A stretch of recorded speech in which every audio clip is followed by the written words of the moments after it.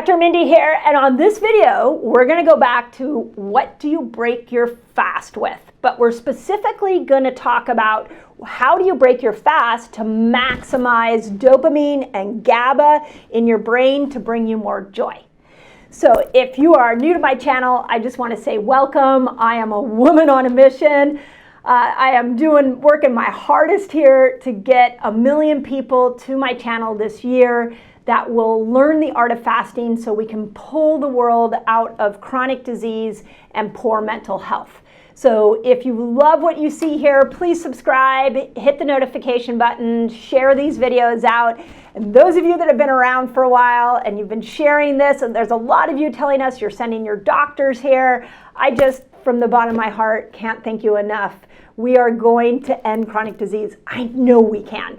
So I'm super excited to be on this journey with you. So thank you.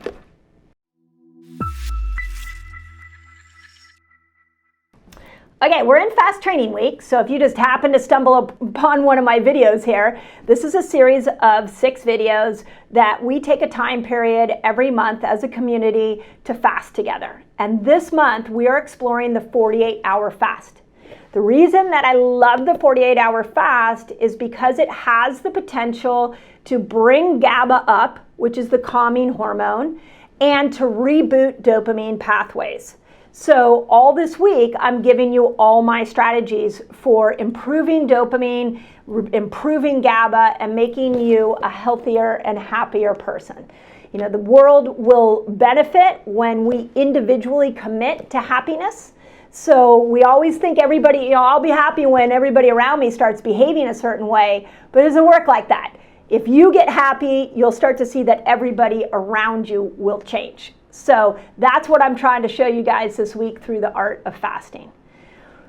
On this video, we're going to dive in specifically to breaking your fast so we can maximize these neurochemicals. And I want you to realize that your happy hormones are primarily made in your gut.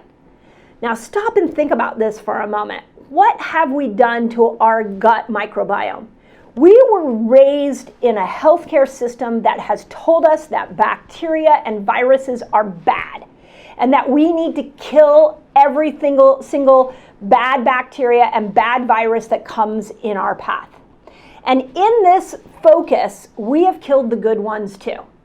And the problem with this is it's the good bacteria that make dopamine and they make GABA. So if you are anxious, if you are depressed, there is a large chance that you just don't have enough of these bacteria, and you may be closer to joy and calmness and happiness than you might even realize. So let's use the art of fasting to be able to grow you some great bacteria that will make you more dopamine and make you more GABA. Now remember, go back and listen to the videos that I talk about how fasting repairs this inner mucosal lining of the gut, and it changes the terrain of the gut so that good bacteria can grow. This week we did a 48-hour fast that is not only repairing the gut, but it's also resetting dopamine pathways and dopamine receptor sites. So when you go to break your fast, as happy as you will be to break your fast, I want to encourage you to not just jump into your favorite meal. If you want to maximize joy, if you want to grow these good bacteria, you're going to need to follow the rules of what I call the 3 Ps. This is probiotic, prebiotic, and polyphenol foods. I want you, anytime you need to improve the microbiome post-fast, I want you to think about the 3 Ps. So a classic example of a meal that I break my fast with is sauerkraut. I try to put sauerkraut on anything. So I usually mix it with some avocado. Sauerkraut is adding good bacteria in. I also will put some chia seeds and hemp seeds in there because those have a prebiotic component to them that will feed this bacteria. I have a great farmer's market near us, and there's a vendor there called Wise Goat, and I will often use their gut tonics to break my fast with. You can use kombucha to break your fast with. I've used beet kvass to break my fast. but I've used kefir to break my fast. Raw sheep's yogurt is another one that I'll use to break my fast. COCOYO, I mean, the list goes on and on and on.